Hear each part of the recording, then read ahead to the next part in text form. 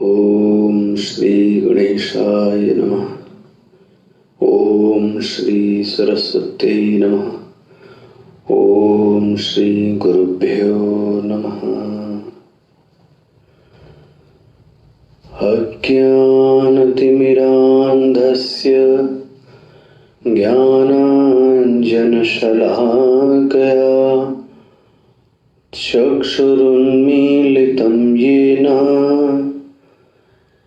तस्मै श्री गुरवे नमः। तस्मै श्री गुरवे नमः। कृष्ण।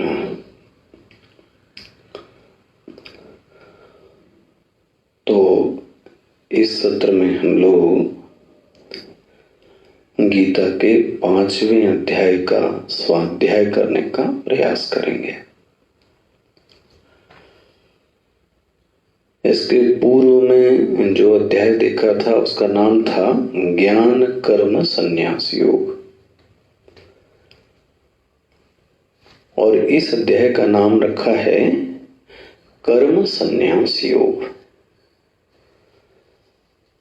एक बात तो यह स्पष्ट समझनी चाहिए कि यदि हमारे ऋषियों ने, विद्वानों ने, मनीषियों ने नाम रखा है तो उसके पीछे कुछ न कुछ क्या होगा, रहस्य जरूर होगा। तो इस नाम को गंभीरता से लीजिएगा, और मैं मनन करने की ये तकनीक आपको बताऊं कि यह शब्द कहते ही आपके मानस में क्या विचार खिल कर आते हैं, मतलब अपनी अपनी आपको परीक्षा करनी है। जब मैं ये कहता हूं कि ज्ञान कर्म संन्यास योग, तो आंखें बंद करके सोचने का प्रयास कीजिए कि उस नाम के उच्चारण से चित्त में कौन सी विचार की श्रृंखला प्रवाहित होती है। और जब ये कहा जाता है कि कर्म संन्यास, तो फिर कौन सी विचार श्रृंखला होती है। और ये भी कह दूं कि बहुत लोगों के मन में कुछ भी नहीं आता। इसका मतलब मनन शून्य है, दोनों में अंतर नहीं आता। तो मैं ये कहूंगा श्रवण और मनन दोनों ही शून्य है। नाम के उच्चारण से आपके मन में विचार स्फुटित होने चाहिए। तो ये मैंने आपको सिर्फ तरीका बताया। मैं प्रारंभ करता हूं। इसको ऐसे देखें, मतलब मैं पहले गीता के उद्देश्य को आपके सामने रखूं, फिर इस अध्याय में प्रवेश करूं।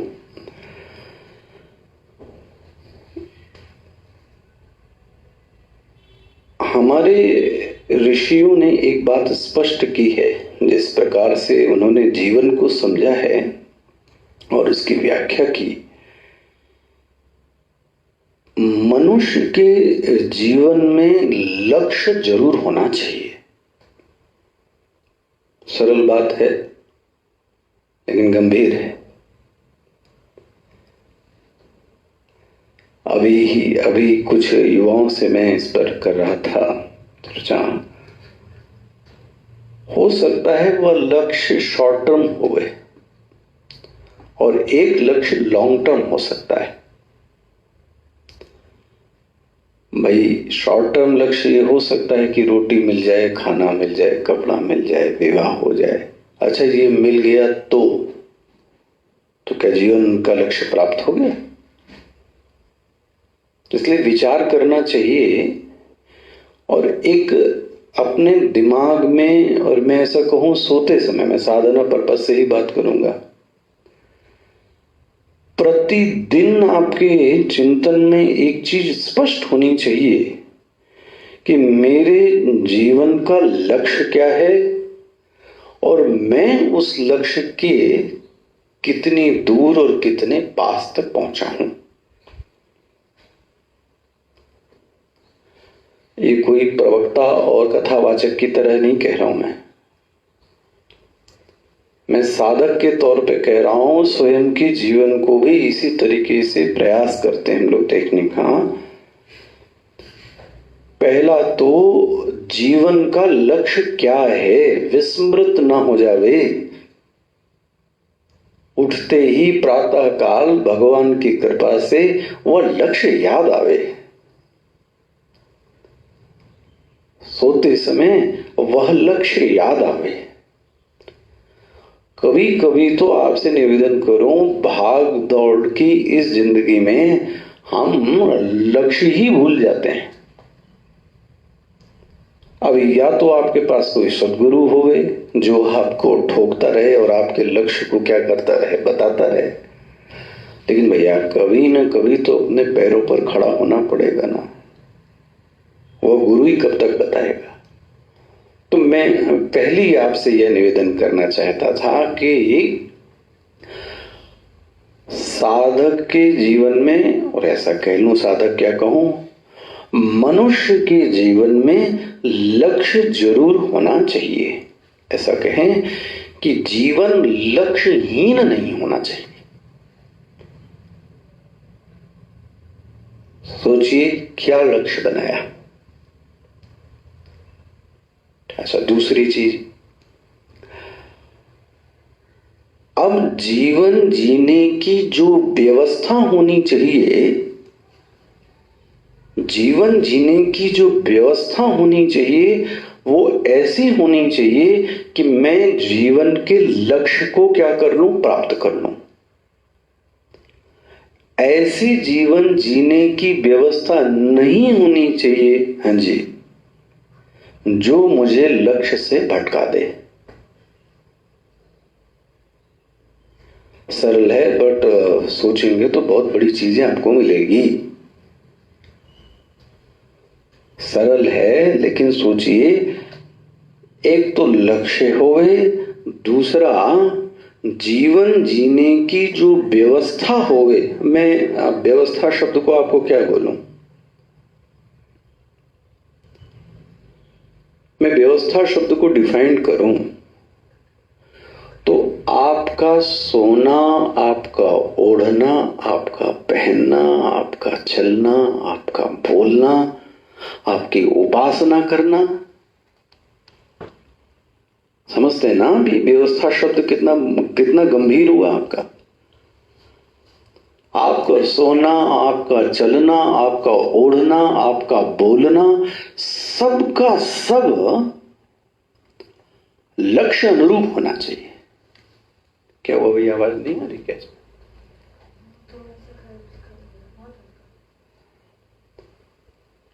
अभी ठीक है?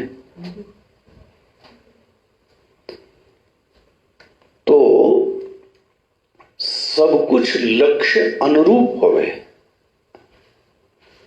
तो मैं व्यवस्था शब्द कह रहा हूं आपसे, व्यवस्था को छोटा शब्द मत समझिए। प्रातः काल उठने से लेकर रात्रि के सोने तक जितना आपका आचार विचार, आहार विहार, रिसेप्शन, परसेप्शन, जो भी कुछ होवे वो लक्ष्य को प्राप्त करने में सहायता प्रदान करे। मैं आपको बहुत स्पष्ट बात कहूं और ईमानदारी से,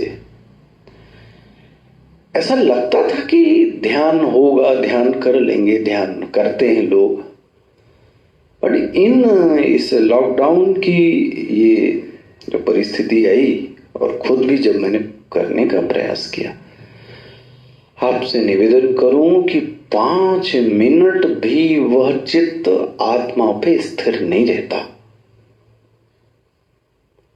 बहुत पूजनीय लोग हैं जिनका ध्यान आधे घंटे और 1 घंटे लगता है, मैं आपसे कहूं, और अब समझ में आती है उसकी अहमियत। क्योंकि जो हमने दिन भर किया है, अपशब्द बके हैं, तो गलत व्यवहार किया है, तो आलस्य किया है, तो मन में द्वेष की वृत्ति आई हो, तो हाँ जी अश्रद्धा की वृत्ति आई हो, तो जी अकेले बैठने पर, और मैं झूठ कहूं तो आप मुझे बोलिएगा, बताइएगा, अकेले बैठने पर और ध्यान करते समय वह सब का सब हमारे कहां आता है? चित्त में आ जाता है। सही कह रहा हूं कि नहीं? यही कह रहे थे ना हम लोग ध्यान के समय। कितना मुश्किल है ध्यान करना।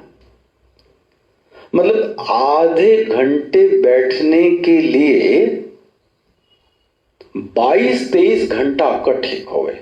क्या इन्वेस्टमेंट लगता है मुझे, लगता है बहुत घाटे का इन्वेस्टमेंट भाई। आधे घंटे इन्वेस्टमेंट के लिए, आधे घंटे का फल प्राप्त करने के लिए 22 घंटे चाहिए। ठीक,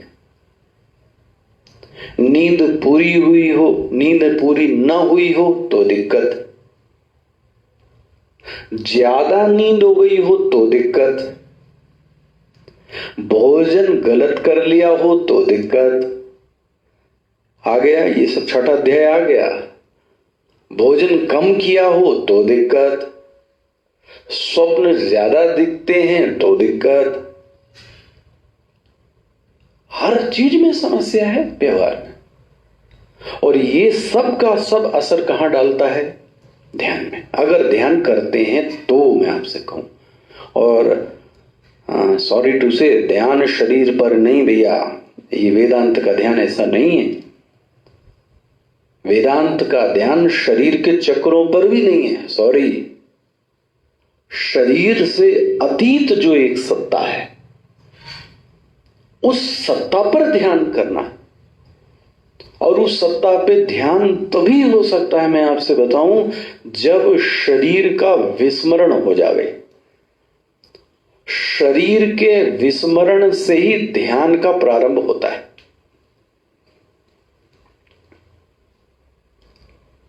आपको इसमें कोई शंका हो आप पूछिए। आश्रम में जो व्हाट्सएप, जो भी फेसबुक, जो भी हो रहा हो उस पर पूछिए आप। वेदांत का ध्यान अलग है, आत्म चैतन्य का ध्यान अलग है, साक्षी का ध्यान अलग है।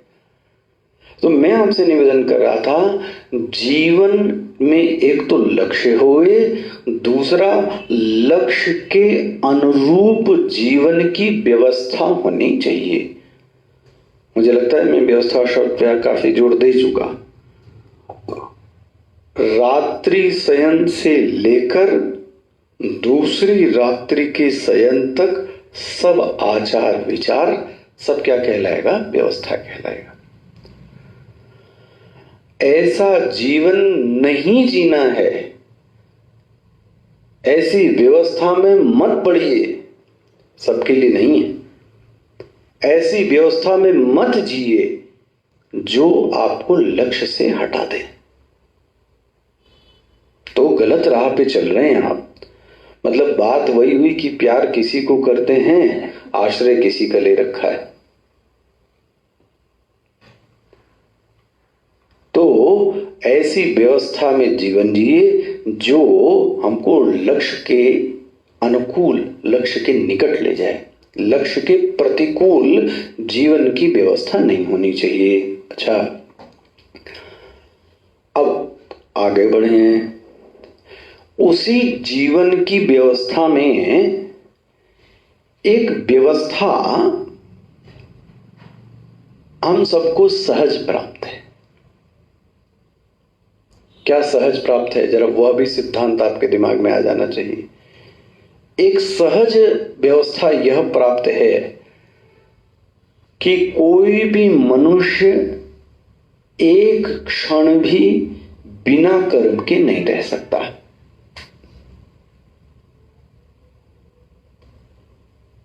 नहीं कश्चित क्षणमपि जातु तिष्ठत्य कर्म करता। मनुष्य एक क्षण, पता नहीं कैसे व्यक्ति कहता है कि बिना कर्म के रह सकता हूं। अरे शरीर से नहीं कर रहे हो तो मन से कर रहे हो, मन से नहीं कर रहे हो तो बुद्धि से कर रहे हो। इसीलिए कहीं मैं एक महात्मा को ऐसी वार्ता कर रहा था कि भैया नैष्कर्म शब्द की व्याख्या क्या होगी? फिर निष्कर्म शब्द की व्याख्या क्या होगी? ये भी गीता में शब्द आया है। लेकिन अभी तो प्रारंभ के क्षणों में आपसे ये कहूं कि एक पहला सच ये है कि मनुष्य एक क्षण भी बिना कर्म के नहीं रह सकता है। इसको गांठ बांध लीजिए। अच्छा, और इस सत्य को भगवान ने भी क्या किया है, स्वीकार कर लिया है कि बिना चेष्टा के मनुष्य नहीं रह सकता।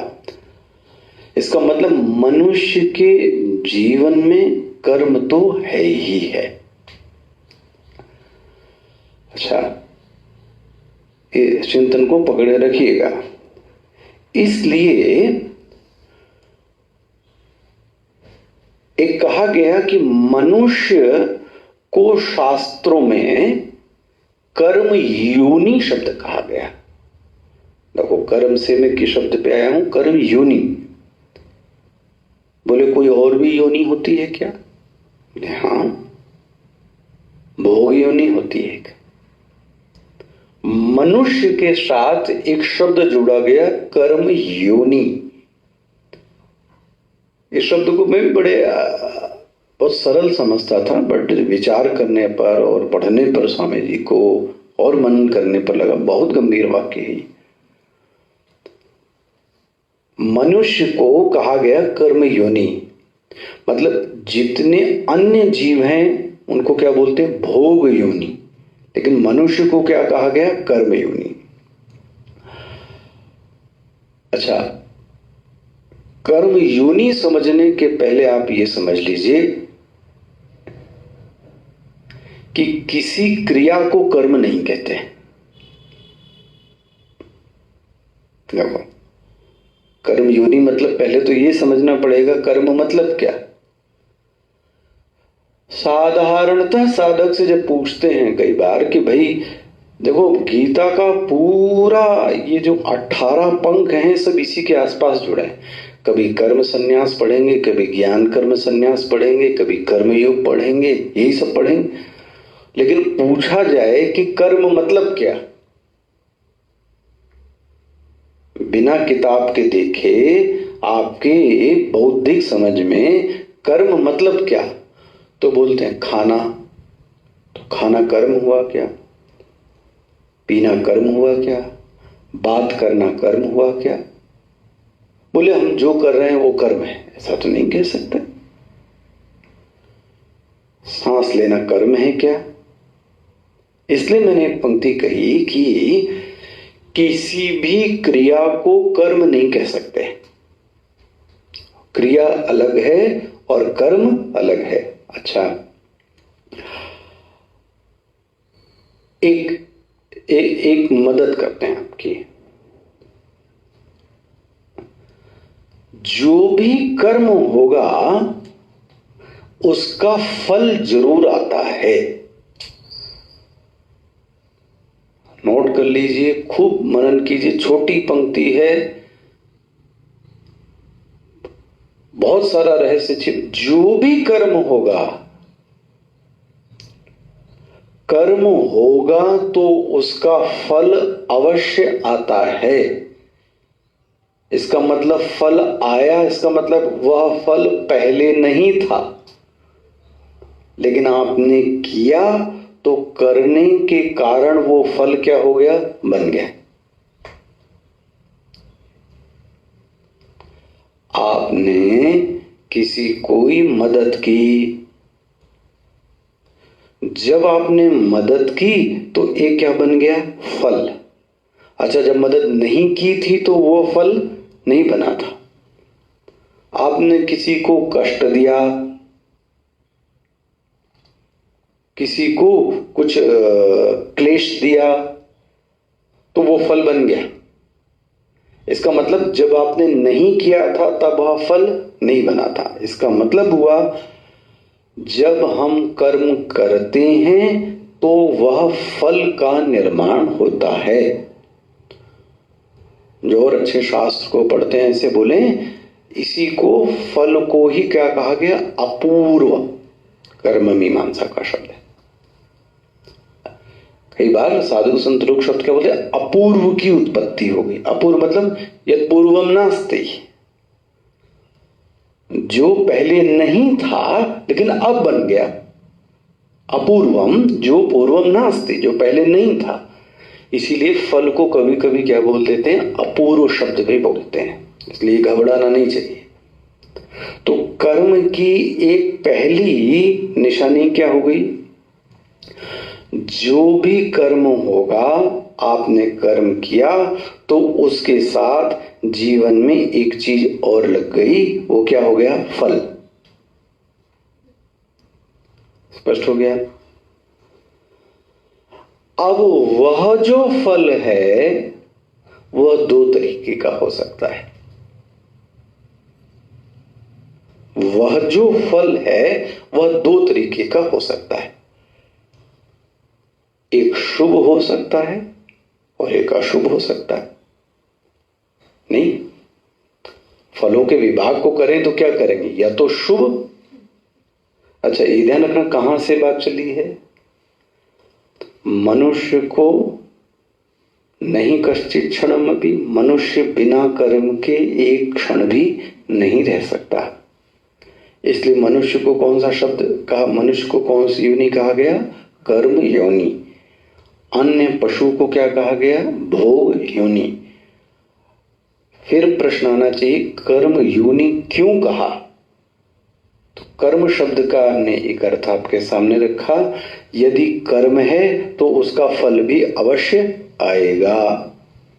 स्पष्ट हो गया। अब वह फल देर से आए सबेर से आए ये नहीं कह सकते। और बता दें, हो सकता है इस जीवन का कर्म अगले जन्म में आए। अयो देखो, यही मत कहना कि अभी आ जाएगा, अभी भी आ सकता है, 10 साल में भी आ सकता है, 50 साल में, और अगले जन्म में भी आ सकता है। लेकिन एक बात बांध लीजिए, आएगा जरूर। अवश्यमेव कर्तव्यम अवश्यमेव भोक्तव्यम, अवश्यमेव भोक्तव्यम कृतम कर्म शुभाशुभ। जो आपने किया, हाँ हाँ वो तुम्हारा आपको भुगतना पड़ेगा। अब चाहे अच्छा किया, अच्छा अच्छा किया तो भी आएगा, और बुरा किया तो भी आएगा। स्पष्ट हो गया। अच्छा, तो उस कर्म का फल हमको भोगना पड़ेगा। अच्छा, ये कोई नहीं कर सकता कि हम दुष्कर्म करके बच जाएं, उसका फल नहीं आएगा, ये नहीं हो सकता। ये मतलब इम्पॉसिबल है कि आप करो और आप बचने का कोई रास्ता निकाल लो। मतलब अच्छे कर्म का भी आएगा तो दुष्कर्म का भी फल। यह कोई सोचे बड़ा बुद्धि लगा के कि दुष्कर्म करूं और उसका रास्ता निकाल लूं और शुभ वाला तो फिर मिलेगा ही मिलेगा, ऐसा नहीं हो सकता। ये कर्म सिद्धांत के अनुसार ऐसा नहीं हो सकता। तो अच्छा, दूसरा और समझिए, कर्म और क्रिया में अंतर। कर्म की उत्पत्ति के लिए हमारे अंदर कर्ता भाव अवश्य होना चाहिए। स्पष्ट हो गया। जब कर्ता भाव नहीं है तो वह क्रिया कहलाएगा। जैसे सांस लेना, आपको लग रहा है कि हम लोग सोच के सांस ले रहे हैं, न जाने सांस आ रही है सांस जा रही है। अच्छा, जब प्राणायाम करते हैं तो सांस ले रहे हैं तो कर्ता भाव आ गया कि नहीं आ गया, तो वह जो प्राणायाम है वो क्या बन गया, वो कर्म बन गया। जब भी हमने यह सोचा कि मैं करने वाला हूं, कर्म बन गया। बोले उसके बिना भी कर्म हो सकता है, हो सकता है। आगे का विषय है। लेकिन ये तो स्पष्ट जान लीजिए कि जब कर्ता भाव होता है तब कर्म का निर्माण होता है, और जब कर्ता भाव नहीं होता तब वो क्या बन जाती है? क्रिया। जो क्रिया, दूसरी बात, जो क्रिया हम कर रहे हैं वह विहित होवे या निषिद्ध, इसी को शुभ और अशुभ फल के लिए बोला। तो एक डेफिनेशन लीजिए कंक्लूजन में, कर्तृत्व पूर्वक विधि निषेधात्मक क्रिया को कर्म कहते हैं।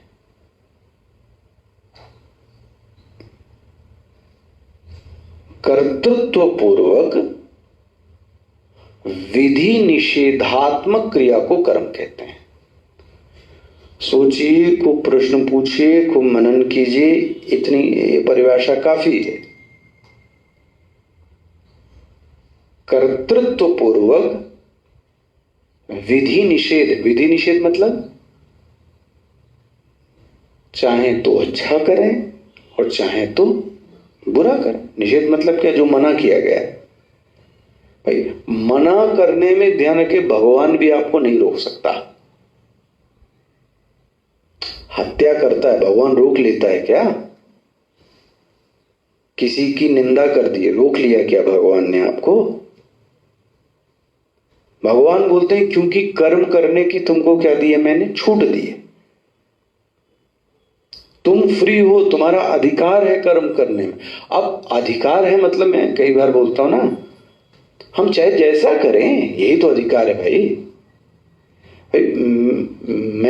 मैं इस कमरे में, इस आश्रम पे मेरा अधिकार है, तो फिर मुझे क्या लगता है, मैं चाहे जैसे रहूं, यही तो आपका अधिकार है ना। जिस दिन आपको दूसरा व्यक्ति ये महसूस कराने लगे तब आपको समझ में आ जाना चाहिए कि उस व्यक्ति ने आपके अधिकार में क्या लगा दिया है? छेड़छाड़ कर दी। अधिकार भाई व्यक्ति क्या कहते हैं? मेरा घर, मैं चाहे सोऊं, मैं चाहे जगूं, मैं चाहे खाऊं, मैं चाहे, भगवान भी कहते हैं यस, चाहे जो, इसी बोलते विधि निषेध। निषेध मतलब जो मना किया गया है, विधि मतलब जो कहा गया है, छूट है। मांसाहार खाओ, बहुत स्वागत है। शाकाहार, बहुत स्वागत है। और छूटी तो दे रखी है भगवान ने भाई। भगवान ने रोक लगा दी क्या? आपको कोई दंड दिया है तुरंत का तुरंत? हाँ, एक बात है, कर लो, उसके बाद जो फल होगा वो तुम्हारा अधिकार है। इसलिए मैं फिर परिभाषा को कह रहा हूं, कर्तृत्व पूर्वक विधि निषेधात्मक क्रिया को कर्म कहते हैं। अब क्रिया में अंतर समझ में आया होगा। क्रिया में कर्तृत्व नहीं होता, कर्म में कर्तृत्व है। अच्छा, इसमें विधि भी है और निषेध भी, यू आर फ्री। अच्छा, एक चीज और आप मनन करो, बड़ी अच्छी चीज है। विधि निषेध जब कहते हैं, इसका मतलब क्या हुआ कि यह जो व्यक्ति हुआ, ये क्या हुआ? स्वतंत्र हुआ। स्वतंत्र किस मामले में? भाई उसके सामने क्षेत्र भी ऐसा होना चाहिए कि उसको छूट दी जाए। क्या छूट दी जाए? देखो आप, शेर के सामने ये छूट नहीं है। शेर के सामने ये छूट नहीं है। वो कैसा खाएगा? मांसाहारी ही खाता है। गाय के सामने कोई छूट नहीं, क्योंकि वो कैसी है। लेकिन मनुष्य के सामने देखो कितना अंतर हो गया। उन लोगों के सामने तो विचारों के आगे विधि और निषेध तो है ही नहीं, तो कर्म कहां कहलाएगा? कर्म योनि तो कहला ही नहीं सकता ना, क्योंकि उनको तो एक रेखा में बांध दिया गया। आज एकादशी है, चाहे तो करो और चाहे तो न करो। न करो मतलब मांसाहार खा लो आज, उसकी कोई कमी नहीं। खूब प्याज लहसुन खा लो जम के, वो बोलेगा कोई? मनुष्य ऐसा है कि विधि निषेध की छूट उसके सामने स्वतंत्र है, तभी तो कर्म कहलाएगा भाई। अगर छूट ही नहीं दी जाएगी तो फिर कर्म की योनि में नहीं आ सकता। इस बात पे आपका ध्यान गया कि नहीं? मनुष्य ही एक ऐसी योनि है जिसमें विधि और निषेध की क्या है? छूट है। आप मुझे ये बताओ, और कौन सा क्षेत्र है किसी पशु को जिसमें उसको भी छूट मिली हो?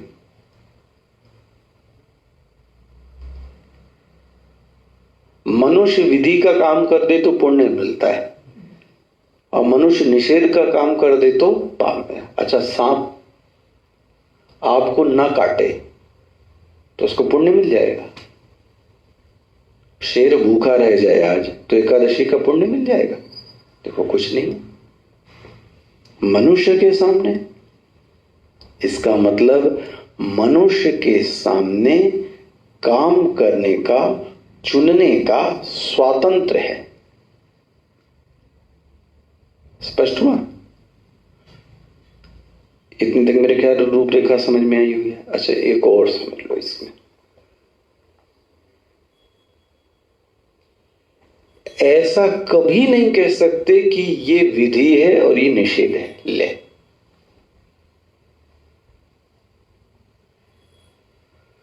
देखो आप कितनी की श्रृंखला मिलती है। मेरे लिए जो विधि है वो आपके लिए, हम अपने जीते जी मां बाप का पिंडदान कर दें तो ये विधि है मेरे लिए। आप करोगे तो निषेध हो गया। वही नहीं, विधि निषेध की आपको भी छूट है और विधि निषेध की मुझको भी छूट है। लेकिन ये मत कहना कि ये विधि बना दी गई तो यही विधि रहेगी।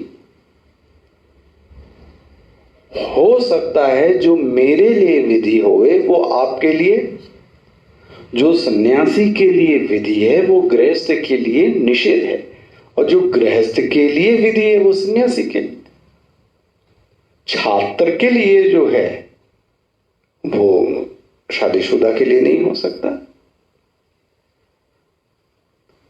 तो देखो, एरिया दिखता ना कितना बड़ा बड़ा होता है।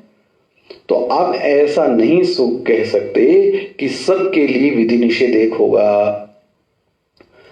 और जब विधि निषेध की व्यवस्था होगी तभी तो व्यक्ति को क्या मिलेगी? छूट।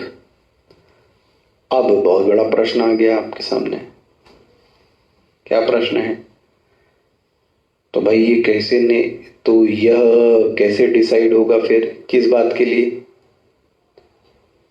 कि क्या विधि है और क्या निषेध है? फिर कैसे निर्णय होगा इसका क्या विधि और क्या निषेध है? अपने मन से। प्रश्न ये है, हम क्या बनकर बैठे हैं इस पर निर्भर करता है कि विधि क्या है और क्या बनकर बैठे हैं। मतलब क्या हुआ? मैं अपने आप को क्या समझता हूं। यदि मैं सन्यासी बन के बैठा हूं तो मेरे लिए विधि और निषेध हो गया। अच्छा, मैं अपने आप को सन्यासी ना समझूं, कोई दूसरा बालक है वो अपने आप को गृहस्थ समझ रहा है तो उसके लिए विधि निषेध। यह इस पर निर्भर करता है कि मैं अपने आप को क्या मानता। सोच के देखो आप, कितना बड़ा एरिया मिलता है, स्पष्ट छूट मिलती है। तो शेर अगर शाकाहारी है तो उसको कोई पाप नहीं लगता। मनुष्य के पास कोई चुनाव ही नहीं, गौ मांसाहारी हो नहीं सकती, उसको कोई पुण्य भी नहीं मिलता। देखो, तो अब उनके पास भी कोई चुनाव नहीं है, तो ये सब प्रकृति निबद्ध हैं। तो उनके जीवन में अगर वो होते तो उनके जीवन में भी शुभाशुभ होता। तो मैं आज अपनी बात यहां पे समाप्त करूं। यह सब इस बात पर निर्भर करता है कि मैंने अपने आप को क्या समझा। वह विधि होगी, वही निषेध का निर्माण करेगी। उल्टा चल रहा हूं। मैंने अपने आप को क्या समझा, इसी से विधि बनेगा, इसी से निषेध बनेगा। विधि और निषेध से क्या बनेगा? कर्म बनेगा। कर्म होगा तो कर्ता भाव जरूर होगा।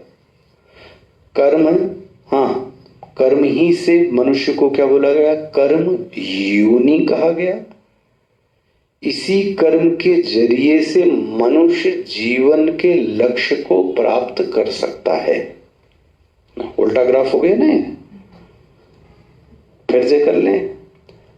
मनुष्य के पास कोई लक्ष्य होना चाहिए, लक्ष्यहीन जीवन नहीं होना चाहिए। लक्ष्य की प्राप्ति के लिए भगवान ने एक सबसे बड़ा साधन दिया है, कर्म। मनुष्य को क्या कहा गया? कर्म योनि। कर्म क्या है? जो कर्ता भाव से किया जाए, जो विधि निषेधात्मक क्रिया का कर्ता होवे। विधि निषेधात्मक इस बात पर निर्भर करती है कि हम क्या बनकर बैठे हैं। धीमे धीमे ही चलेंगे, 30-35 मिनट। हम आगे इससे विषय कल देखेंगे। ओम पूर्णमदः पूर्णमिदं पूर्णात् पूर्णमुदच्यते पूर्णस्य पूर्णमादाय पूर्णमेवावशिष्यते। ओम शांति शांति शांति। हरि ओम। श्री गुरुभ्यो नमः। हरि ओम।